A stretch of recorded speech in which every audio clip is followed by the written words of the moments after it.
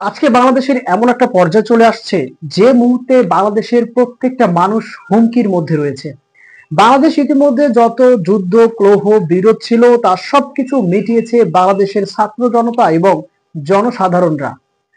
আপনি যদি প্রথমে লক্ষ্য করেন তাহলে দেখবেন যে ছাত্র জনতা সহ সাধারণ জনগণ একত্রিত হয়ে বিভিন্ন দলমত নির্বিশেষে বাংলাদেশ থেকে যে অত্যাচারী নিপীড়িত যে শাসক গোষ্ঠী ছিল তাদেরকে দেশ থেকে তাড়িয়ে দিয়েছে এবং তাদেরকে ক্ষমতাচ্যুত করেছে।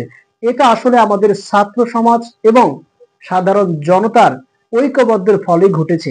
কিন্তু আমরা এত কিছুর পরেও আজকে আমরা আমাদের নিরাপত্তা এবং স্বাধীনতা থেকে বঞ্চিত হয়ে আছি। কেনই বা আমরা এই স্বাধীনতা এবং আমাদের নিরাপত্তা থেকে বঞ্চিত হয়ে আসি? এই প্রেক্ষিতে যদি দুই এক লাইন বলতে পারি আমরা, তাহলে বলতে পারবো যে বাংলাদেশের যে নতুন উপদেষ্টা হয়েছে, নতুন যে সরকার পরিচালিত হওয়ার জন্য যে সকল লোকদেরকে আমরা দায়িত্ব দিয়েছি, সেই সকল লোকগুলোকে আসলে আমাদের দেশটাকে সুষ্ঠুভাবে পরিচালনা করতে পারছে? এইটাই যদি আমরা ভালোভাবে গবেষণা করি, ভালোভাবে রিসার্চ করি, তাহলেই কিন্তু আমরা বুঝতে পারবো আগামীর ভবিষ্যৎ, আগামীর বাংলাদেশ কত দূর এগোতে পারে।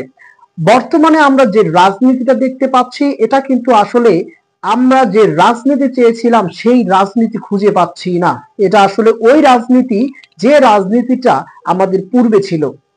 যে শাসক গোষ্ঠী আমাদের উপর নির্যাতন, আমাদের উপর অত্যাচার নিপীড়ন চালিয়েছে, সেই রাজনীতিটা আমরা এখনোই দেখতে পাচ্ছি।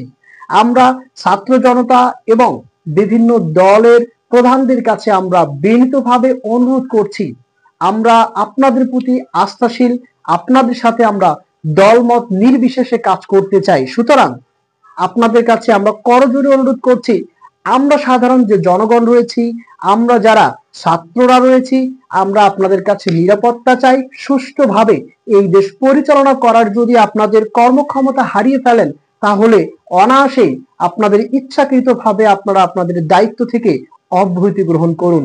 আমরা নতুন করে রাষ্ট্র গঠন করতে চাই, নতুন করে আমরা আমাদের কাজকে বেগবান করতে চাই। আমরা কখনোই ঝামেলা পছন্দ করি না এবং করব না।